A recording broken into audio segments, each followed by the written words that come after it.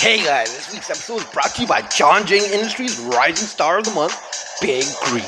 Yep, Big Greek's done an excellent job covering E3, so go check him out at Matt Cott's Polo. Fuck, the link will be in the description. Greek Nation, baby.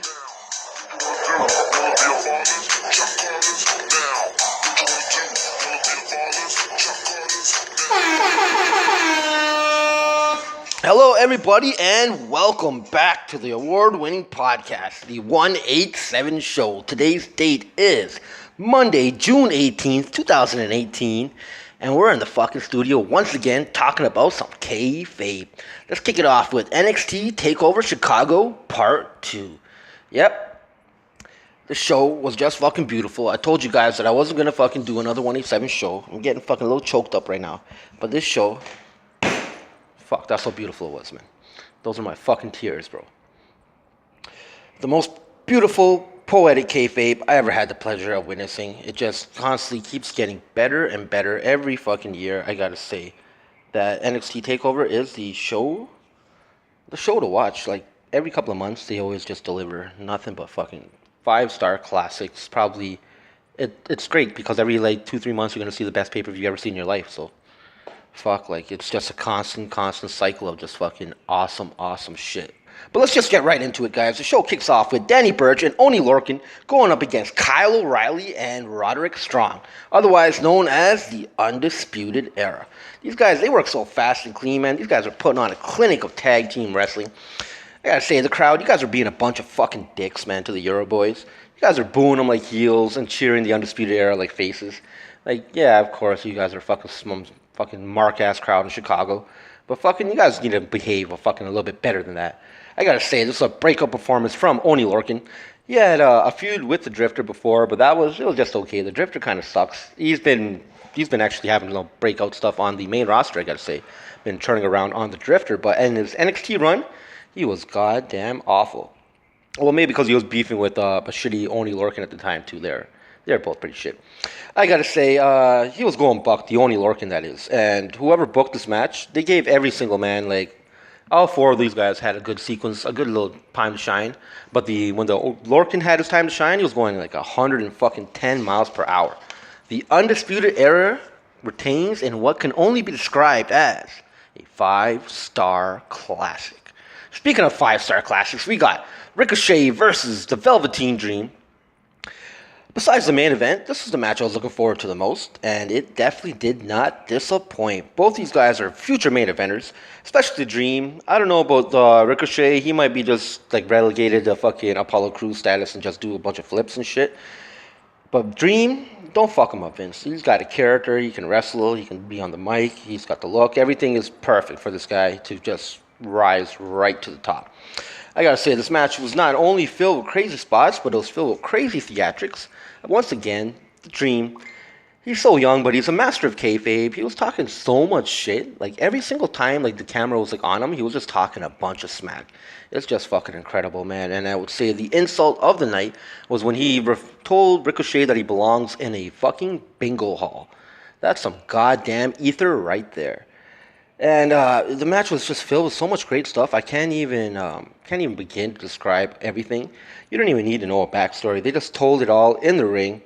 It was fucking fantastic. Ricochet gets the W in what can only be described as another 5-star classic. The Dream, you're going to get your match. You're going to get your W soon still. You've been jobbing it up for the last, 3 takeovers. You've lost every single one. I don't think no, you beat the Cassius Ohno. But who doesn't beat the fucking Cassius Ohno? But you're definitely going to get your time to shine because, fuck, man, you're carrying a lot of shit. It's incredible. Next up, we got the return of Nikki Cross versus Shayna Baszler. And Nikki Cross is definitely one of my favorites in the entire roster. If you haven't seen her in action, I think the best way to describe her is like she's the embodiment of Donald Duck. And it's just incredible stuff, man. The match was filled with kayfabe, but unfortunately for us, Shayna Baszler is still fucking horrible. I can't wait till she leaves the fucking roster and gets fucking fed to the fucking Ronda Rousey. Baszler retains. And surprising no one, the NXT Championship match is not closing out the show. It's the champ, Aleister Black, versus the Mountain, Lars Sullivan. And just one little quick program notice to all my 187 maniacs out there. I've been referring to Lars Sullivan as the Mountain, And now he will be definitely referred to as the Genius, because I don't think I've ever seen anybody with a higher ring IQ than Lars Sullivan, a.k.a. the Genius. I wasn't really interested in this match. Like, the build-up was great, but it's been alright. Like, the Genius, he hasn't really had any great matches. Well, he hasn't really had any great matches until Saturday, that was. Because that was an excellent performance by both men. There was one botch, really, in the whole match. It was pretty clean, but one botch at the end, and these guys made it look like it was intentional. Fantastic stuff. Alistair retains in what can only be described as another 5-star classic. And before I get to the main event, I just want to say something, guys. I just need to have a little drink before I get into this little rant. What the fuck's going on in the main roster? There's a reason why NXT and reason why takeovers are always looked at so fondly. They give their matches time to breathe, guys. Like, the main roster, they just fucking rush everything. Let me just break down a couple of stats right here. The tag match, 20 minutes. Dream vs. Ricochet, 30 minutes. The women's match, 10 minutes. NXT Championship match, 15 minutes. The main event gets 40 minutes in a 2.5-hour wrestling show. And let's contrast that to the Money in the Bank, which was a 4-hour show. And their main event was 8 men's ladder match with 8 main event stars. And they only gave them 20 minutes. That's fucking pathetic. Now let's move on to the main event. Johnny G, Johnny Wrestling versus Tommaso Ciampa, the psycho killer himself. This was a no-holds-barred Chicago street fight. And since we're in Chicago, let's just fucking go embrace the crowd and just fucking go right into it. It was pretty great. They didn't even fucking... I think they started in the ring. They were just throwing crutches at each other or whatever like that. And then they quickly just fucking ran to the fucking... to the stage or whatever. My fucking batteries are dying, so I better get this fucking shit done quickly. Or wait, maybe I could fucking charge it up right now. There we go. Alright, so we're back in business. I forget where I was at. So let's just talk about the real heat right now that the fucking Tommaso Ciampa has. Alright? I think I kind of glossed over this before. But this guy's got some real heat. Like, Zigman wishes he has that when he was fucking copycat ass walking in with no fucking music. Ciampa walks in, no fucking music, holding his crutch, just dragging his fucking crutch to a chorus of boos. Mans are calling him the fucking devil. They're saying, fuck you, Ciampa. They're going, buck. This guy's got some real heat. Like, this guy's got heat like fucking Goldust has some heat. Like, this guy got heat like that, bro. Like, mans fucking hate this motherfucker.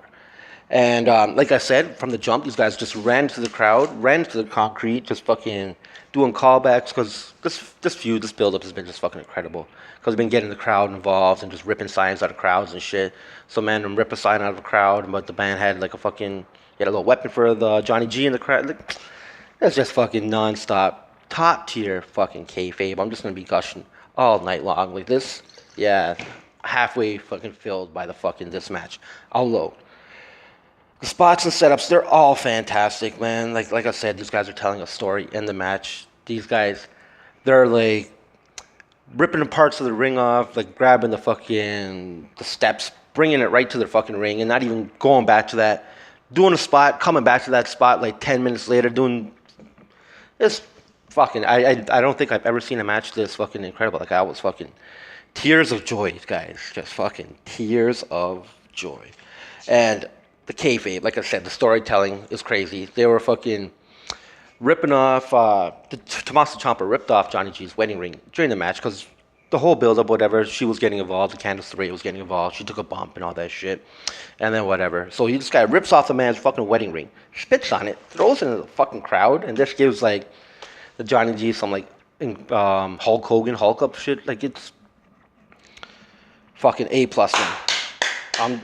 I'm at a loss for words, so I'm just going to stop talking. You guys better fucking watch this shit if you guys care about kayfabe, because these guys are, like, they're best boys. You can tell that they're best boys. They're going fucking super hard, hitting each other like fucking... There's one point, Johnny G ripped out his fucking belt and just fucking started belting the fucking Tommaso Ciampa. And it's like, that wasn't no fucking joke, man. That's like what a father does to his fucking son. Shout outs to Father's Day. And without any hyperbole, this is probably the greatest match I ever witnessed in my life. I'm not even gonna spoil the shit, man. Just go watch that shit. NXT Takeover, you guys get a fucking 10 out of 10. Let's moving on to a total shit show. We got the Money in the Bank. It was absolutely pathetic, man. I'm not even giving you guys a fucking recap. It gets a 1 out of 10. No, I don't even think there's anything redeeming about it. It was fucking absolute disgrace, especially after the greatness that was NXT Takeover. And speaking of disgraces, let's talk about E3. Microsoft showed off about 50 games. Only 3, I would say, look interesting to me. The Cuphead DLC, Devil May Cry 5. Most of that other one, that Cyberpunk 2077 game. I don't think I'll ever play it, but that looked pretty cool. And shout outs to the Indian representation of that as well. Like, at least it's cool to see that we're still driving cabs in the year 2077. Let's move on to Sony. Last of Us 2 looked pretty great, but if a game that doesn't need a sequel is fucking The Last of Us 2. The Last of Us 1, sorry. It wrapped up pretty good, and I don't really give a flying fuck about this story. I don't really care, but I enjoyed the gameplay, and I wouldn't mind fucking around. I don't like fucking Naughty Dog games. I think Uncharted fucking sucks, but on The Last of Us, I really didn't have a great time playing it. And it looked like, I don't know if it was all smoke and mirrors, but the gameplay looked really dynamic. I enjoyed all of Sony's offerings, I gotta say. The Spider-Man, the fucking Samurai game, the big reveal of fucking Death Stranding. Oh, fuck, man. Apparently you fucking use babies as fuel, bro. Kojima, man, you're a fucking sick fuck. Let's move on to Nintendo and the inspiration for my tier collection. Yeah, this started, I think, last Tuesday. Fucking hate video games, guys. I don't know what to say. And that's going to do it for our show, man. I'm going to give a big shout outs to the Big Greek. My E3 coverage was, I know, fantastic. But if you're looking for some great coverage of the E3, go check out his channel. The link will be in the description. It was really well done. And some more housekeeping. We got TFN 3 coming up this weekend. It's going to be a fucking barn burner. June 23rd. I hope to see y'all there. And that's going to wrap it up for our show. But I have a little special announcement or a special message from one of our scene dudes. I'm just going to let him, or I'm not going to let him. I'm just going to close out the show in style with a special message from the Tech Lord. I'm back, bitches.